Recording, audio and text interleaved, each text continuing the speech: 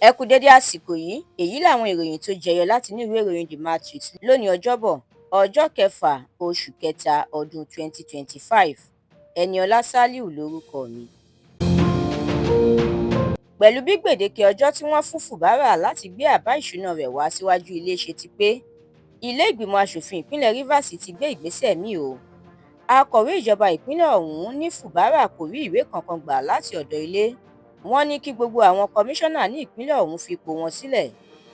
Àjọ elétò ìdìbò ní ìpínlẹ̀ náà kéde ọjọ́ kẹsàn-án oṣù kẹjọ ọdún yìí gẹ́gẹ́ bí ọjọ́ tí ètò ìdìbò tuntun míì sí àwọn ìjọba ìbílẹ̀ máa wáyé. Ààrẹ Tinubu ti sọ̀rọ̀, ó ní iṣẹ́ ti ń lọ lórí àti mú ìpadàbọ̀sípò tó lóòrìn bá ọrọ̀ ajé orílẹ̀-èdè yìí. Níbi ayẹyẹ ọjọ́ ìbí ọdún kejìdínláàádọ́rùn-ún, Olóyè Olúṣẹ́gun Ọbásanjọ́ fúnra ẹ̀ ní kò sí àní-àní orílẹ̀-èdè Nàìjíríà máa dá lójú ẹ̀mí òun. Tinubu àtàwọn míì gbóṣùbà káre fún ààrẹ tẹ́lẹ̀ ọ̀hún.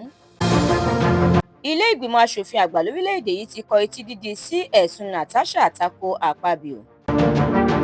Ẹgbẹ́ òṣèlú APC ẹ̀ka ti ìpínlẹ̀ Èkó ti ní kò sí òtítọ́ kankan nínú ìròyìn tó ń jà kiri ìgboro pé abẹnugan ilé ìgbìmọ̀ aṣòfin ìpínlẹ̀ ọ̀hún, ìyẹn Mudashiru Obasa ti kọ̀wé fipò rẹ̀ sílẹ̀.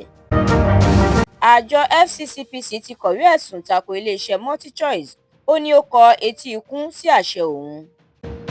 Wọn kò mú gómìnà ìpínlẹ̀ Akwa Ibom tẹ́lẹ̀, ìyẹn Udom Emmanuel sí àhámọ́ o. Nwoke bu ẹnu àtẹ́ lu ìròyìn ẹlẹ́jẹ̀ tí àjọ EFCC ń gbé kiri. Ìròyìn eré ìdárayá, ẹgbẹ́ agbábọ́ọ̀lù Liverpool gbé ewúro sójú PSG nígbà tí Barcelona dáná ìyà fún Benfica. Ẹ̀kúnrẹ́rẹ́ àwọn ìròyìn yìí àtàwọn ìròyìn míì lẹ́ ò láǹfààní láti jẹ̀gbádùn tẹ́ bá darapọ̀ tẹ́ sì tẹ̀lé The Matrix lórí Facebook, Instagram, TikTok, YouTube àti X. Àdúrà mọ́mi Balógun ló ṣògbùfọ̀ ìròyìn yìí. Ẹniọlá Sálíù lórúkọ mi.